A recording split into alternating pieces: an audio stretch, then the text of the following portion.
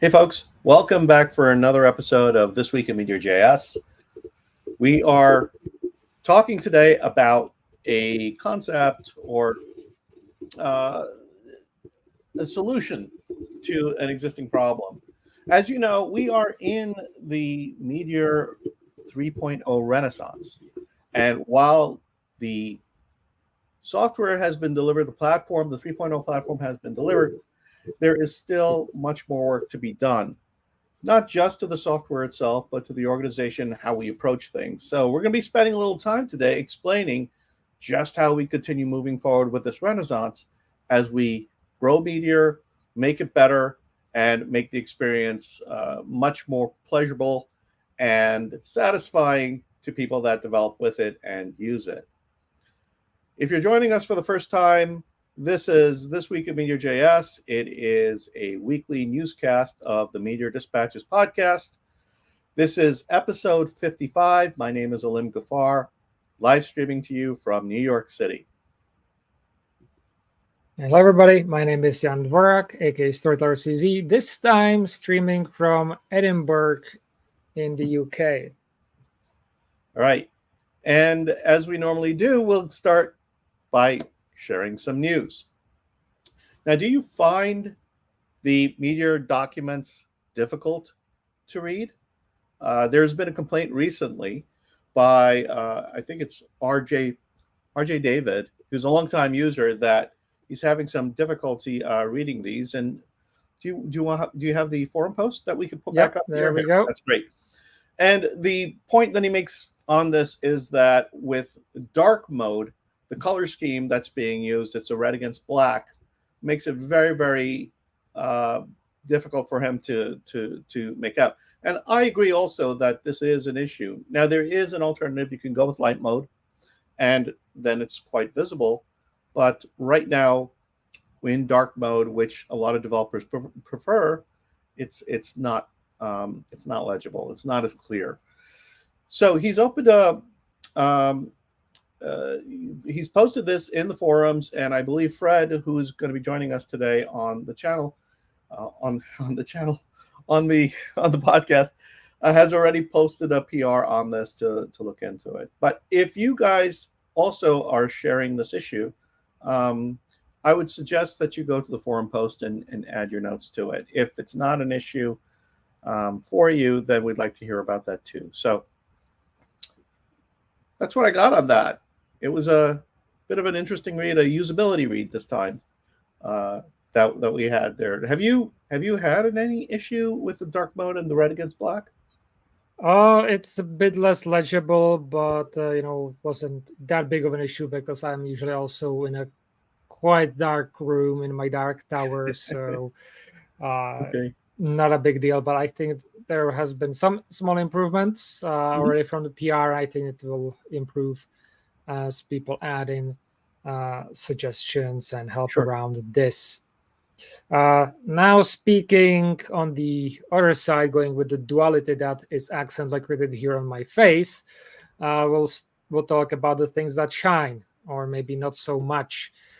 There has been an article published by Socket.dev talking about the issue of fake stars on GitHub.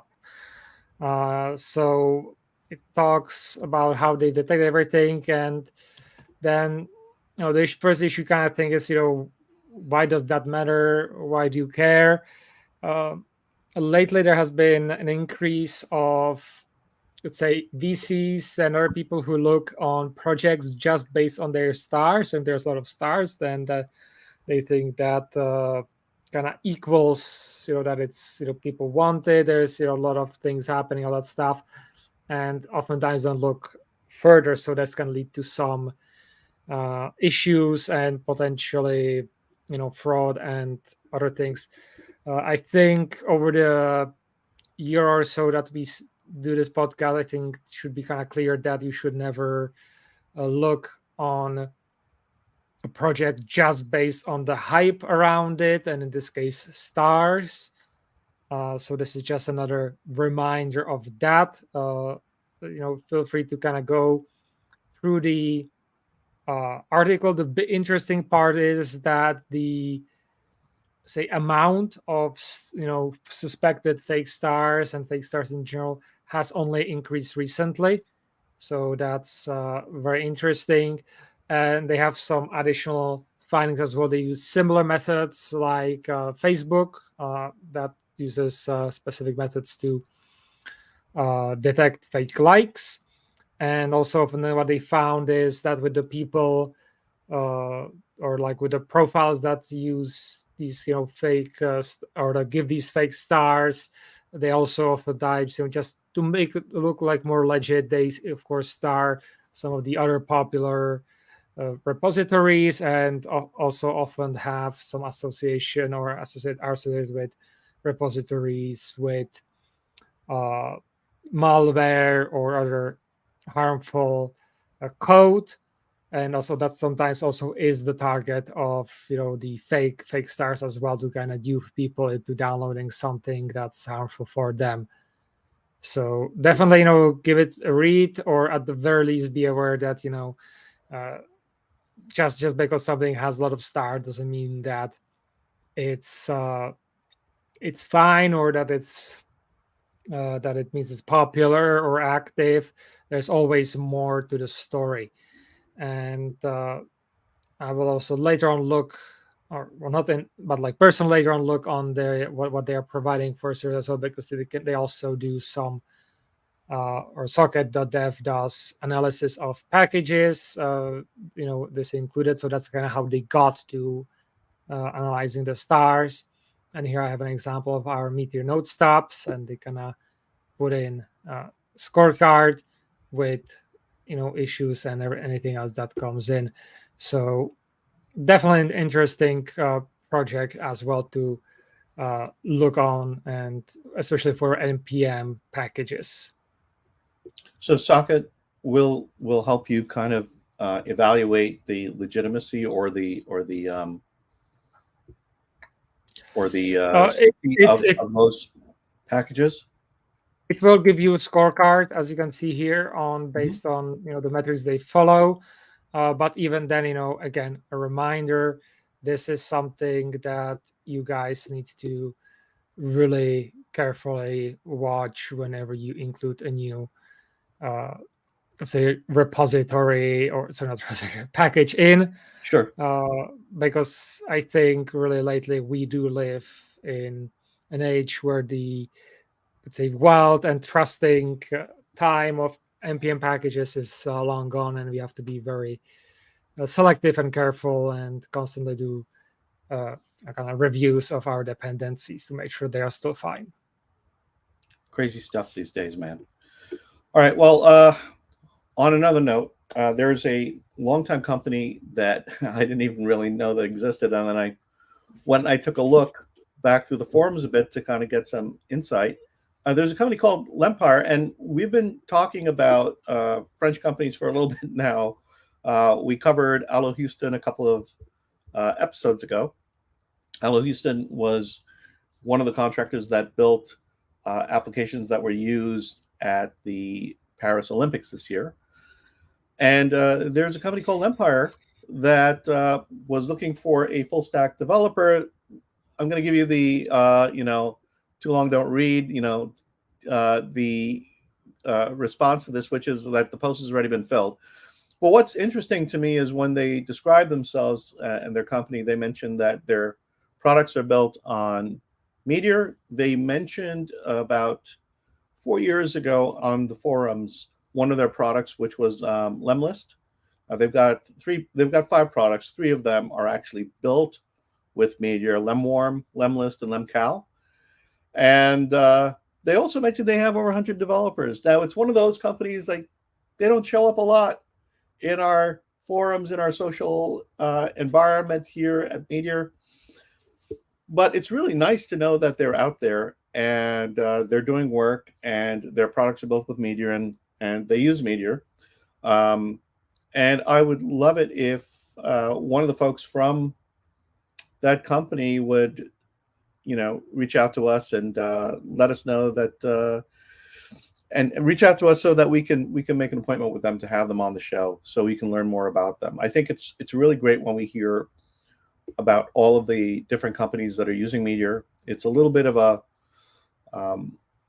unknown for us. We know some of the companies that are out there, but then to find out that here's a company that employs about 100 people and they use Meteor is pretty awesome. I would like to hear more, and I'd like to share that with other people so that they know that Meteor is used in more than just toy products.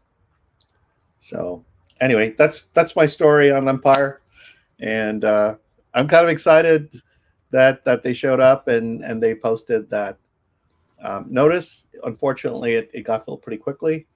So, there you go. Have you heard of them before, or had you had any interaction?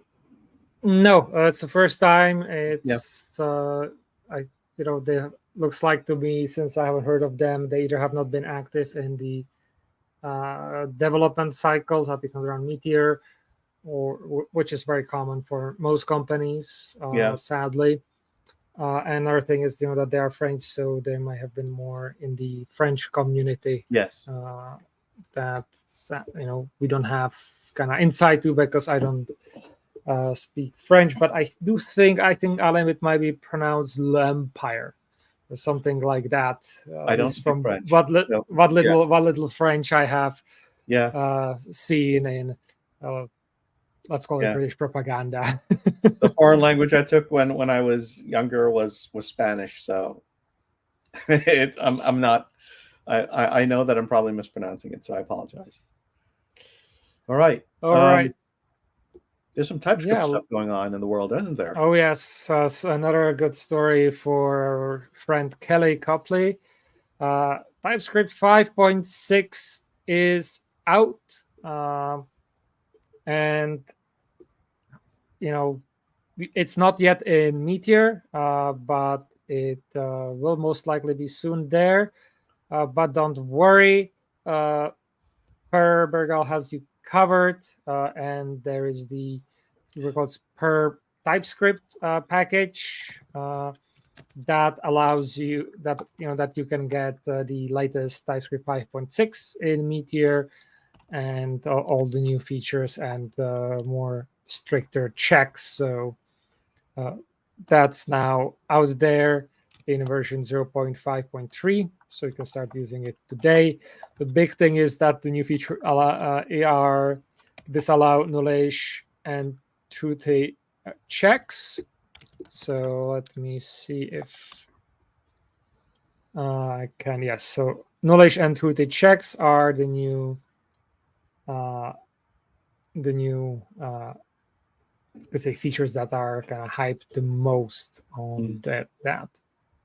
So that's that for TypeScript. I'm going to skip. But guys, if you like what we are doing, don't forget there is the like button, which likes to be lighted up. So please give us a like if you like what we are doing, or even if you don't like what we're doing, just give us a dislike. Either works for the algorithm to get us more attention and tell us what you think about our show.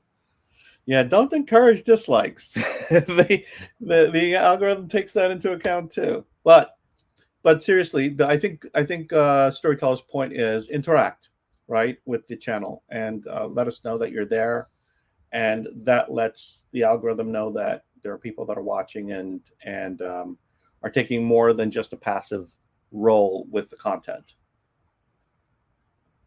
So what do we have next? Let's see here. What we got next? I apologize because I've been going back and forth here with the folks in the chat. I do want to just give a couple of updates, by the way, because Fred made a comment earlier on the earlier story that I had with regard to the usability issues with the Meteor docs. He says that the PR has already been filed. Where was that? Let's see. It said, okay, it's already been merged and published. And then he just made another comment when we were talking about Lemlist that the folks over there are, know them pretty well. I wrote back. Don't keep these companies to yourselves. Let us know so we can help evangelize. All right. So hopefully that'll be the case here. Well, so there is a Meteor post that somebody posted a while back. I think that could be very instructive as a tutorial on how to deliver your MeteorJS, CSS, and JS bundles through CDN, specifically through CloudFront. And I think it's worth giving it a read. And there is one of our users, I don't know what his real name is or her real name is, but it's VIKR0001, right, has made a suggestion that perhaps these instructions for adding to CloudFront should be rolled into the Meteor 3.0 docs. And I'd like to put it out to all you guys out there, if you can go to this forum post and add your thoughts. Do you think that it deserves to be put in there? Do you think that would be of value to have that content in the Meteor docs? So let us know, and that would be a really great thing. It's an article that was written by Ivonig, Ivonig, for the Revelin blog, and it's on Dev 2.0. So again, give it a read, take a look at the forum post, see whether or not you agree that this particular piece of content should be added in some way, whether in its current form or in some other way, instructional way, to the Meteor docs, so that everybody can benefit from it.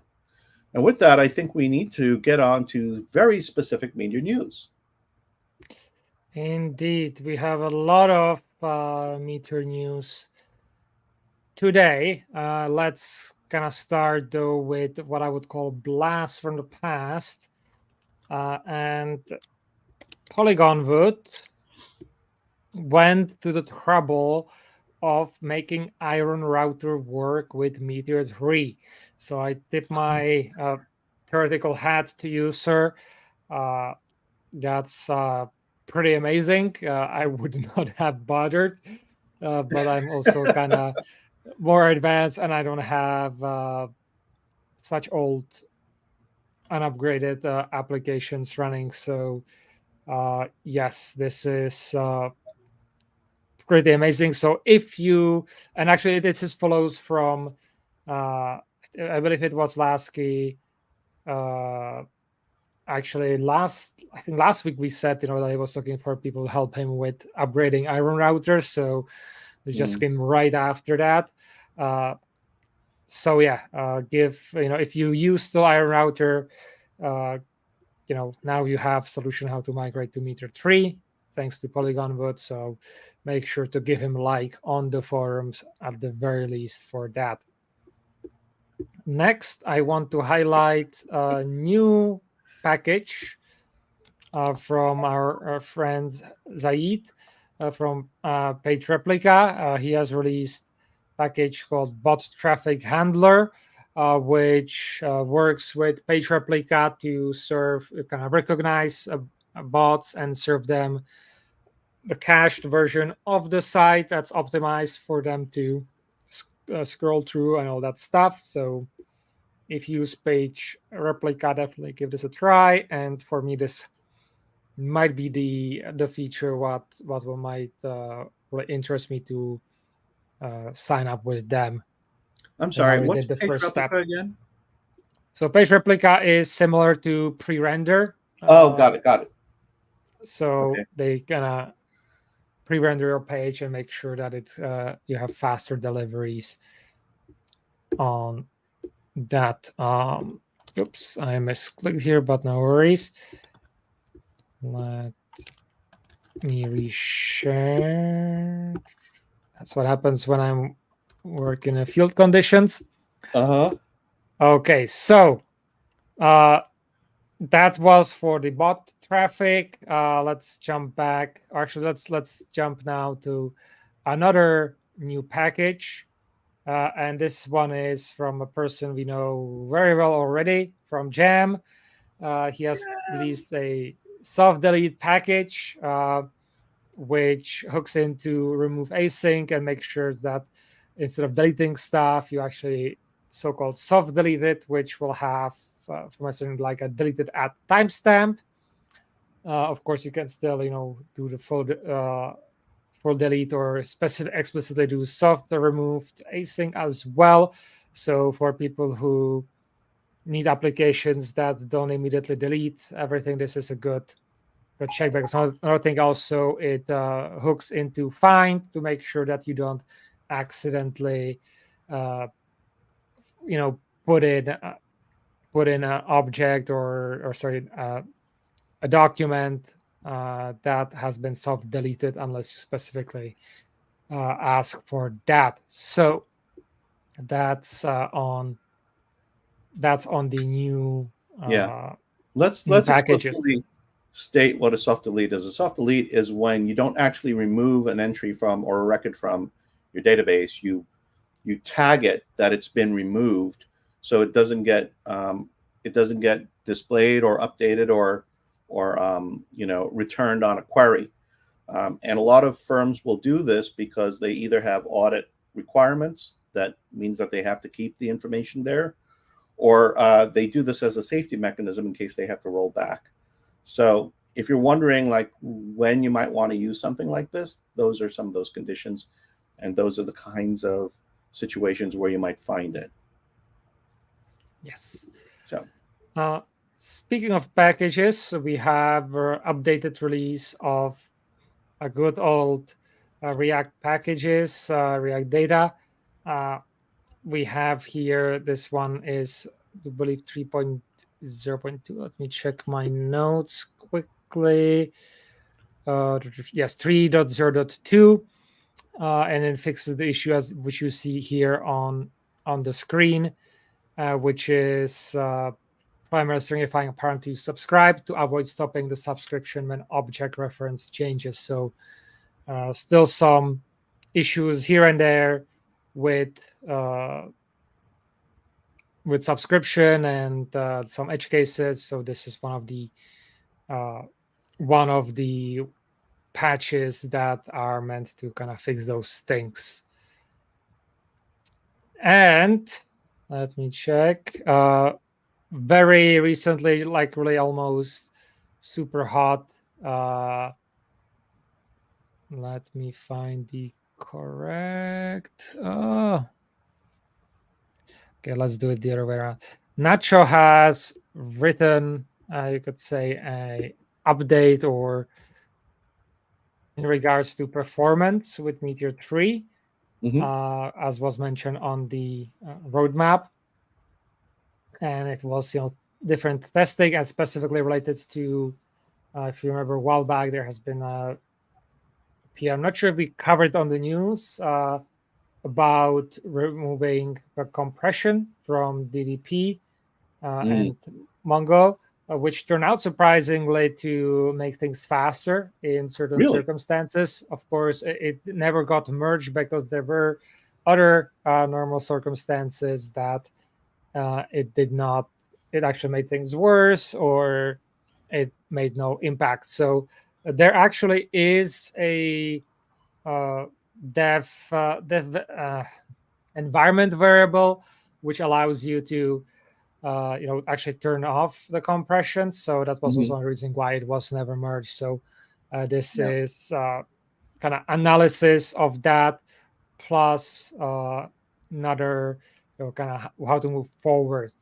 In general, if you are using publish composite, you should probably migrate away from that, especially if you're having performance problem, because it's publish composite and similar packages do create this issue, because there's a lot of reactivity handling and async management going on there that can potentially create those issues. And also, Nacho is here kind of asking, have you noticed a regression in your reactive data? Please post on the forums, or if you have interactive libraries like Publish Composite, what's your experience?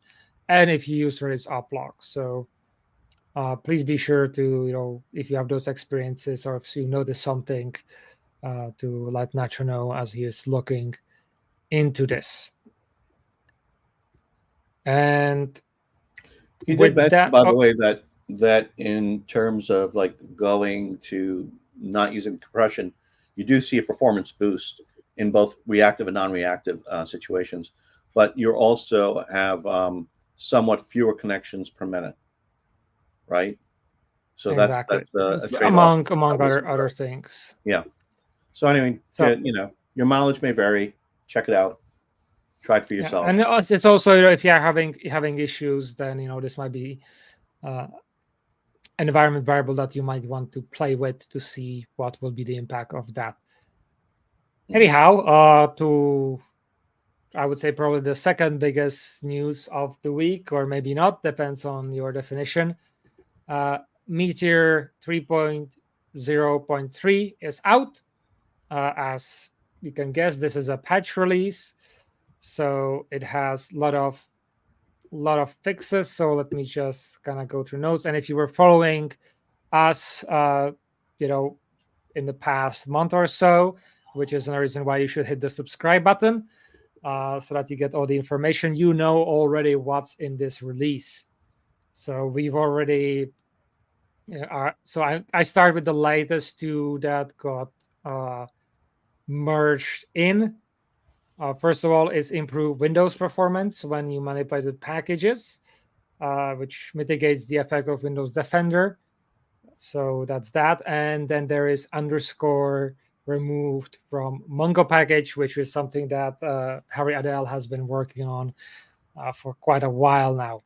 And just to kind of list some of the other patches of note, there's a fix for Meteor.user ID only being invoked with bind environment, which was a regression, so that's fixed now. We have Cordova to upgrade to the latest compatible version. We have Node 20.17, one of the smaller but probably most noticeable patch fixes is that Meteor 3 open opens the browser before or after the app is actually started now, instead of before, as was the case, and it was a bug. And let's see, updated links and a lot of typos. Subsystem stopping after parameter change. So that's kind of related also to the React packages release. There is and we've mentioned this already previously, MongoDB connection telemetry. So if you're looking for, on your MongoDB database and what's happening there, you will see the connection now that they are coming from Meteor instead of just an application. And finally, it also there was a bump to fix the version numbers error or issue in the email package. And a few more that so you can read the full notes, release notes on that. But these are just primary highlights there. Pretty awesome. It's a lot of stuff coming in this week specific to Meteor, folks. If you like what you've been seeing so far and you want to continue to support us, I'm really, really grateful, by the way, for everybody who has. We had, as of a couple of days ago, 280 subscribers, which is awesome because it's only been about a year since we started. We lost one, so now we're down to 279. We would really like to get to 300 before the end of the month.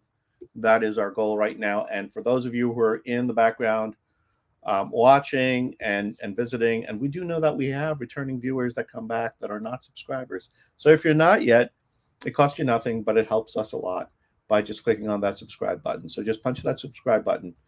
You'll get notifications whenever we have a new episode or whenever we have an episode of a tutorial or the podcast coming out. And with that, I want to bring on stage a couple of our, where did Fred go?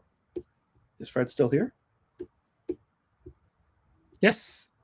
I'll add them to the stage now. Okay, all right. Oh, he's down below. Okay, I had to scroll up. So we've got with us Fred Maya, who many of you know is the CEO of Meteor Software. And with him also is Danilson Silva, who, Danilson, are you the CTO? No, not the CTO. Oh, okay. Now, what's your role at? Are you in the open source or in the on the Galaxy or both? Just on the open source. I'm On a the open software source team. engineer, only focus on the open source today. Okay, that's great. So we've got them both with us, and I'm going to turn this over to Jan because this now is a discussion. As we've been talking about, there is a renaissance in media that the team has been talking to us about and sharing with us. This is, and we've had the software delivered, and that's part of it. The other part is what happens now and how we go forward with the work. And that is something that Storyteller is going to pick up. And we'll have a discussion with these two gentlemen from Meteor Software. All right, so it will be soon 48 hours since we published the article introducing Meteor workgroups. That's a new way how we want to move forward, kind of collaboration between both the community and Meteor Software to ensure that we can move swiftly on new features and other important things to, let's say, deliver Meteor new versions, let's say, faster and more consistently. Hopefully, at least that is one of the goals that we are hoping to get. It will be a probably, especially in the beginning, a bit bumpy ride as we figure out things out. But let me introduce you then what this is about. If you follow, I would say, any of the foundations like Linux foundations and so on, you will see, that there are different work groups that focus on specific parts of the software. And we are introducing today two types of work groups that we want to establish. First of all is a standing work group. So that's a work group that kind of operates continuously and focuses on a specific area. So for example, security, user account, build tools, and testing. And then or just kind of to go on this, and these groups kind of contribute, you could say, patches or occasionally some new features as well, but they are not could say the main driver, with possibly a few exceptions. We shall see how things evolve of driving new release. That kind of goes more towards the goal-oriented work groups, which are focused on just one thing, and that one thing is going to be at the end of the day the base of the next Meteor release, either feature or major version release. Some examples of this would be adding roles and permission systems into core, implementing MongoDB change stream, enabling database migrations, integrating new bundlers such as Wheat, and so on. So how do these groups, look like, or how they will look like? So first of all, there is a Meteor Software representative. Oftentimes it probably will also be the head of the work group, and that one is that person is there so that we have kind of more direct communication with Meteor Software between or between Meteor Software and the group, and of course to make sure that all the necessary pull requests can be merged in a timely fashion. Following that, there are critical stakeholders. Definition of that will vary group to group. So for example, for roles package, that will be the developers of the aligning roles or any of the other competitors, so that we can have get everybody who is really engaged in that area get their feedback, and hopefully also participate on that particular task. Next are contributors. So those are people who volunteer from the community and who already have some could say prior work, or come with good references that we can include them on the work group, and they will be usually tasked with specific things to do. And it doesn't have to be necessarily developer. It can be, for example, designer to design specific part, or it can be someone who's going to write the documentation, the tests, and so on.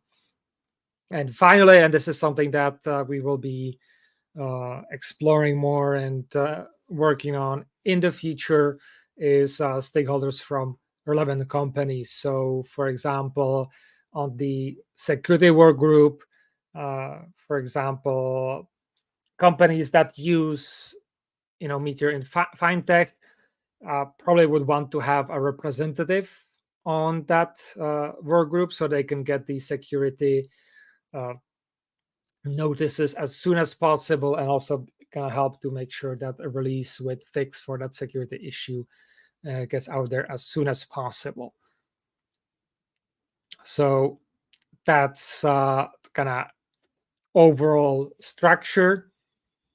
And pretty much, if you are saying there, everybody can, contribute to this. It doesn't mean that now that, for example, we'll have a work group to do specific feature. That doesn't mean that you cannot contribute to the feature, anything like that.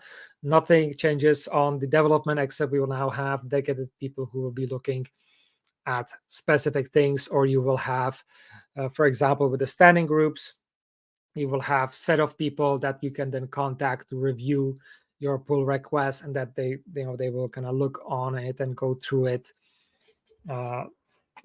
as they work through the group.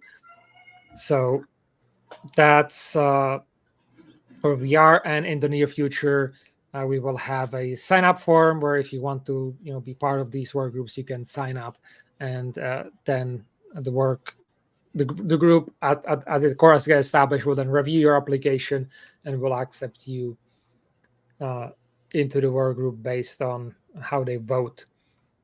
Finally, we have a few work groups to begin with to test this out, figure out what works, what doesn't work. I think it's important to really note here, this is still a work in progress, and we'll probably be tuning this out and figuring out how to do this properly going forward, probably over the next year or so, before we can go into something more established, so you can really help in shaping this.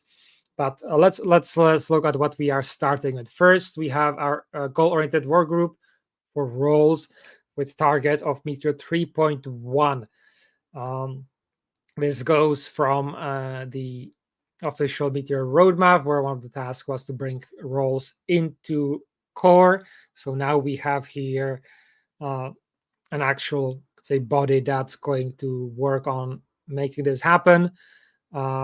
Let's say the starting members is here with Danielson, me, and Jan Küster. And after we are actually done and release roles as an official package as part of the core, this group is going to transition and become a standing group account, and that will be all around accounts. So that will be the next group after Meteor 3.1, and the task of this is to maintain and enhance the Meteor's account system so it remains secure, user-friendly, and feature-rich, and we'll be adding hopefully new features in the future. Big thing about the standing groups, especially with accounts, is an ongoing maintenance to make sure everything's still fine. Okay, another standing work group is for build tools. That one is headed by Nacho Codonor. So hopefully we have kind of already seen from him working on the different tasks around build tools. More on that at a later date. And finally, headed by Leonardo Venturini, we have a goal-oriented work group with MongoDB change streams, where the main goal for that is to add MongoDB change streams into Meteor, targeting a future major release. Hopefully, if from what we've talked about this, if situation allows, start similar like we've seen with Meteor 3, with a feature release, and eventually switching completely over in a major release. But we also hope that this will be something that will not be as dramatic as Meteor 3, and it will be just a switch in the background that nobody hopefully notice or has to do very little. So as I mentioned before, we'll soon hopefully have a form where you can submit your interest to work on these. Just for information, this is just our first work groups. There will be more, especially as we figure out how to make sure that to get into the process of the groups working and so on. So that's kind of what I wanted to say about it. If you want a little bit more detail, you can read the article, which I hope you already done. And without further ado, I'll leave it to questions from you from the audience. So let's get to it. I already see there are some there. Can you post where they can find this article? So this is on blog.meteor.com. Let me see if I can post the direct link. Actually, no, I cannot. Sorry, Alim, I will have to do that because I am not allowed to post to the chat from StreamYard. So I posted in private chat, so you can hopefully post it there yourself. But it's on the blog. It's also on Dev2 as well. And with that, guys, if you have any questions about this or are interested to hear about anything, let's hear them. We should have a raised hand here on StreamYard. I just wanted to reinforce that Meteor is still open to everyone to contribute. The great thing about the working groups is that it gives a structure where if you know about that subject or are willing to contribute to something specific, you can kind of just join that group, and there will be a leader there. There will be a structure. As Jan said, the first working group will be where we will understand how we're going to handle this. So there are still a few unknown things, but this is the important thing to say, that you can still create a PR, create issues and everything. And the other thing that it's the question that Simon just asked. I think we should have a few groups related to documentation, tutorials, examples, and things like that. And I think this is a great way for starters to start contributing to working groups, because I think you get more confidence once you do like your first contribution, and then you can try to do more advanced things after that. So yeah, just wanted to add this. Yes, kind of to build on that. Not all groups are going to be, say, super open or anything like that. For example, security group, work group is going to be really closed up and primarily invite only, because we need only trusted people and experts in the domain. It doesn't mean that also, for example, it will not be just that security will just strictly deal with the issues. It can be that there comes a report that there's an issue in the account, so that will probably go through the accounts group later on, but through a different process than normally. So it will depend also specifically on those group. By its, let's say, essence, it will not really be much for beginners. For beginners, I will always say, hey, just pick a topic, because we have a few issues that are labeled as good first issue. Take those, contribute, build your reputation, and eventually that will make it easier to get into the groups. But if, for example, you're a beginner, want to be part of it and are confident in your, let's say, documentation skills or writing skills or technical writing skills, then you can still apply and you can work on the docs. And of course, as you kind of are in there, then it's very likely that you will be coached and you will be cooperating with others. That's how you will get operated to then to work on specific parts. But again, to reinforce, this is not that, now that or in the future, once we have the accounts work group, that doesn't mean that you cannot do anything on the work groups. Nothing on that changes. It just means that there will be, as I said, people who, for example, if you submit a pull request that touches accounts, people for the work group will be tagged to review it. And they will also become a resource for any people writing pull requests to reach out to ask about the specifics on that. Yeah, and I would say that's the best way to get into a work group is to start contributing without being in any work group yet. So then you can, as you said, build your reputation, build some history, give us some trust, and then you can be selected to a working group based on what we have done before. And like if there is a specific subject that you have contributed to it, it's also easier to for us to understand, okay, this person will be a great person to join a working group. So start contributing without the work group because you will have more chances to join one. Yeah, the ideal thing is just to start, right? Start contributing and helping the community and being part of the ecosystem.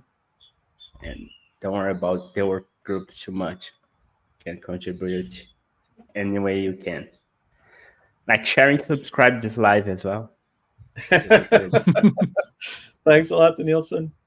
I just wanted to ask a question. You may have already addressed it, and I might have missed it, but I just want to bring it back up again, which is with regard to the work groups. How do you see these evolving? Are they going to be topic-based, or are they going to be opportunity-based in terms of when they show up?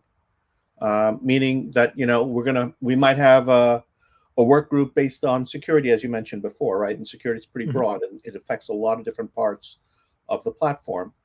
But there's also, the possibility that you say, well, we're going to have a work group on something that's very specific, like Tracker, right? Or Minimongo, because Minimongo hasn't really been updated in years, and somebody might say, we might want to address that. So is it going to be one or the other, or some mixture? And how is that going to be decided? So it's going to be a mixture. I think a nice example is how we are starting with the roles. That one has a very specific task. It has an end date. So once this is done, the work group is, you could say, finished. And in this case, it will be transformed into a long-term work group, standing work group that encompasses, the entire accounts system, because that's a area of importance. As you mentioned here, DDP, Minimongo, could be work groups by themselves, and it's I think that will be for us to really discuss overall how much focus or not focus it's going to be. So I think for example, like Minimongo and DDP could be under the standing work group reactivity or some sort of that. So It can encompass a little bit more than just one package. On the other side, if it's determined by Fred that this particular package deserves its own work group with everything it entails, then that can happen as well. But I do think, especially like for the individual packages, also that's it's going to be usually one big work and then sometime nothing, and then another big things happening based on other things. So the standing groups are larger topics, wider area of responsibilities. Also with the accounts, how I foresee this, occasionally a new feature, but mostly maintenance, fixes, modernization, making sure, I would say probably integration. And also, and this is where new people can, if they really want to get involved in, I would say more with Meteor, can come in, is writing documentation, writing examples, writing articles. That all part is going to be of the work group. While then, the goal oriented is we are just doing this one specific thing. This is what we are heavily focusing on because it needs to be done, and we will be releasing it in this version of Meteor. So it sounds from the description, it's in a way, the way it's going to actually work in practice is that you guys are going to figure out, whether it's, I don't know if you're going to use like an urgent important type matrix to kind of figure out what needs to be worked on. But if it's like that kind of thing, then it's okay. Well, these are the things that we have to do now. And then when we're done with it, it moves into the standing group. Then it gets categorized according to, like you said, with roles, it'll get categorized into accounts, into some larger, more manageable, sphere. Yeah. I think it's fair to say that's going to be in the beginning, that a lot of these goal-oriented groups are then going to be reorganized into standing groups. But later on, that's not going to be the case. Later on, it's going to be, it can, for example, be later on, for example, the account says, okay, we need to do relay passkeys now. But, we don't, let's create a goal-oriented group for this particular release so we can keep, doing all the necessary maintenance stuff. And then we have people here who necessarily don't really care about the rest of the accounts. They just want to have passkeys, so they do it. And then at the end, the group is disbanded. So have functional teams working on very specific things within each of these groups. Yeah, that makes sense, because the thing is, if you end up having like a lot of standing groups, it becomes unwieldy and unmanageable. Yeah. And a good lead of which work groups are going to have is our roadmap, right? So if you see the first work groups, they are related to the roadmap that we have. So if you want to see, like, if you want to join any of them, like, take a look at our roadmap, and perhaps you can prepare yourself or start contributing on that topic, because then when that work group starts, they have more chances to join it. And I'm not sure if we have other better place, but I think the best place right now to see which work groups are there is our Discord, right? Storyteller, because we have, like, I don't know if you guys have seen that, but there's a work group section now, and the roles work group, that is the first one that we're starting, it's already there. So we will try to keep communication there, so you can also, like, the work group for roles is both Jans and Denilson, but it's open to everyone to say their opinion, to contribute somehow. And then this channel on Discord is the best way to follow what is going on. And also the meetings will be open. So you can also watch the meetings. We will see if we will open some of them. And you can also join the meetings and join the discussion and help the work group members to achieve their goals. So you mentioned that they're listed in the Discord. I don't see a channel on the Discord for this. So am I looking? There's a settings on Discord that I just found out a few days back. Okay. That you don't see all the channels by default. You just see the ones that participated. So perhaps if you go to the settings and on Meteor Lounge, I guess. Let me see server settings. I am a mobile, so, but I do think we just have to also double check that it's set for the entire category thread. There may be sometimes some issues. Just also to do a bit of a kind of update on how we first see the meetings to work. We'll try to get together for roles. Initial meeting sometime next week's based on our availability, and we want to have it like either every, depending on the group, it will be weekly, bi-weekly, or monthly, or maybe some, like for a security group, that will only come together when there's like a security report or something that requires their attention, and it will be like you see today, probably through StreamYard or something like that. And that will be kind of the official part, which will have minutes. So anybody who just wants to quickly read through them which is like another thing. If you want to contribute to the groups, if you want just be the note taker, that's also an option.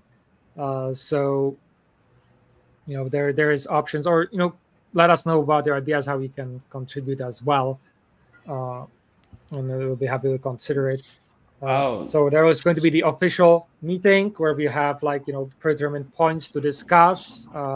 Then we'll have I could say open forum part where people from the chat can ask questions or contribute. Can even have people to come on stage. And then we have an idea that after the official meeting is adjourned, we'll jump to Discord where people can kind of talk, let's just say off the record, about whatever kind of is related to that topic. So that if you are not confident to be recorded, you can still come to the Discord and you can chat and. Because, for example, you don't feel good with your presentation, so in Discord we can kind of bumble through it, and we'll figure it out together. Yeah. Can I share my screen real quick just to show the Discord option with the channels? Yes. I actually saw this. If you go here, there's this option, show all channels. So if you check this one, then you're going to see them. And if not, I don't know what's the criteria to show. Yeah. What's the name of the What's the name of the channel? Because I'm looking at channels. I have a few private ones, but there is this section work groups and this roles channel. Yeah, I'm not seeing them on my full list. Oh, I see roles now down here. And what's the other one? I think this is the first one that is opened. Yeah. Yes, we'll work on it. You're saying something, Denison?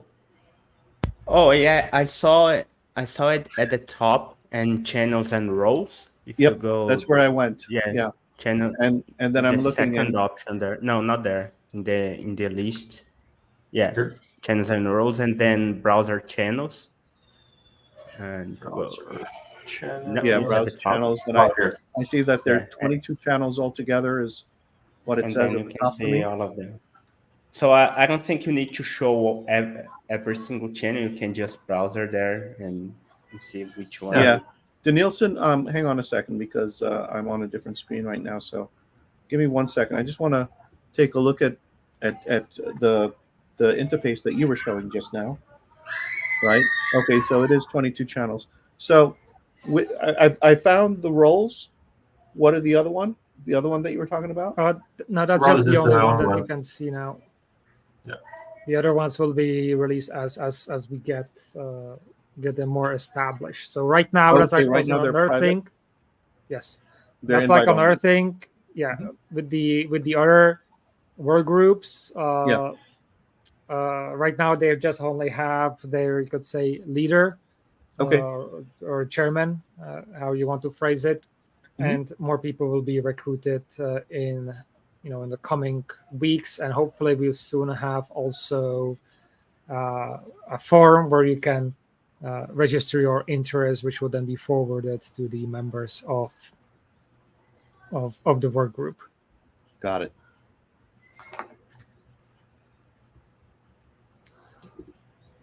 All right. Any more questions?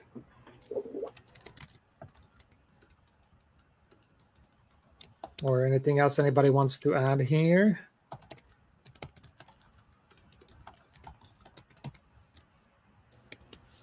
No. Okay. We have that spot in the show, which is never a good thing. So, so as far as, let me get back to the document for a minute here, just to get through here. So this is to help us kind of like move forward in an organized way and get more interaction from the community and be able to target very specific functional areas that need improvement, right? And and so we're talking about a forum in the future. Is there a way that perhaps even now anybody that's interested can just generally let you know that they might be interested in participating? Because we have people's attention right now, and I hate to lose it. So where could they indicate their interest? Is it at the Discord channel, can they go in there and just mention someplace that they're interested in Yes. joining the work groups? Yeah, so one of the first one is really just go into the work group itself, or as it's on Discord. So right now only roles, or you can reach out to the person who is assigned or who is the head of the work group. So if I can find the tab, yes, I can find my so here. Let me just quickly share here. Yes. So as we have here, we have here the build tool group is headed by Nacho Coroner. So you can write him a message on the Discord or on the forums. The same thing with MongoDB change streams. Write them a message, Discord, on the forums, and that's if you really want to get ahead of the queue potentially and be there from the very, very beginning of the group. For roles, probably just reach out to me as fastest, and I'll get it organized. I said once I come back from Scotland, so it will be Sunday afternoon. We'll figure out with Danielson and Jan when we are going to have our initial meeting. So that's coming next week. Okay. All right, folks. Thank you so much. I just want to remind you all that this segment is sponsored by Galaxy. Galaxy is the purpose-built hosting platform for Meteor applications. If you are interested in trying Galaxy's features, just head on over to this landing page and fill it out. Add the coupon code at the very bottom of it, and you'll be able to get your $60 of Galaxy credits that you could try, and give it a go. It'll give you about a couple of months on a standard container. And if you have not yet done so, this is available still for you to give a try. So go ahead and do it and support the folks that help build MeteorJS software. Yeah, and I'd like to mention something that Sure. If you try Galaxy with these credits and then you're hosted somewhere and want to migrate to Galaxy, we have a great offer in our website as well that will give you 30% discount on the first 6 months. So this is great for you to really test it and see how it goes. This is something that sometimes I mention that myself directly to a few tickets that we have because people might not see that on the website. So use the credits to try it. If you decided to switch, we have this offer that you can save a lot in the initial months. And Fred, I think you have mentioned in the past that Galaxy will start hosting both Python and Node workloads in the future. Where are you with that right now? We are working on the infrastructure side. So we without any front end, I would say, we're already available to run those apps in Galaxy. But our plan is to have that an MVP of that by the end of next month, so everyone could try it. Are you looking for any customers to move their workloads over as a pilot so that they could get started before you actually are product ready? Yeah, we haven't done that yet, but it would be great. If someone is interested in trying the first versions and trying to see how it will behave that on Galaxy, it would be great to have those person there. So how could they get in touch with you? They get in touch with Fred at meteor.com? Yeah, they can reach out directly to me. Okay, so if anybody has existing Node or Python workloads alongside the fact that they're running Meteor, and they want to have it all in the same data center, get in touch with Fred and let him know that. We heard from a customer a few months ago, I guess, that they were doing a workaround with the Docker images to be able to run Python in Galaxy. So there are still people like trying to do that.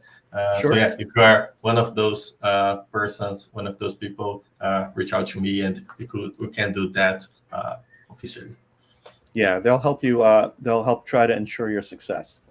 Yeah. So, folks, I want to thank you all for joining us. I want to give a shout out real quickly to the folks that showed up today for the episode. We've got Kelly Copley, who is almost always on here. Obviously, Fred, who's with us, has also been in the chat. Simon Agby, who is coming to us from West Africa. He makes it a point always to show up. Thank you, Fred, for being here. And we have Lori from Wecken, who is on there. And Lori, I'm going to be reaching out to you to bring you back to do another Wecken talk in another couple of weeks. And I know that we started talking about this, but we will be talking about Wecken in 3.0. And I know that Wecken is one of those things that people are very interested in. So we'll bring that back here. And we've had David. David, I can't pronounce your last name without butchering it. It's French, but David's brother is a CTO at Lemlist. And so he popped in today to tell us that and also to be here. Thank you, David, for joining us. And let's see who else we've had here. We've had GBS Code in the chat also. And anybody else that I have not mentioned today, we've got Rodrigo. Anybody else that I have not mentioned today, thank you all for joining us and being part of our community. We think the Meteor community is one of the best open source communities out there, and we're glad that you're part of it, and we want to acknowledge that as much as possible. So with that, I think, unless you've got something to add, Storyteller, I think I'm going to say have a great weekend. See you around, everybody. Bye-bye. See you.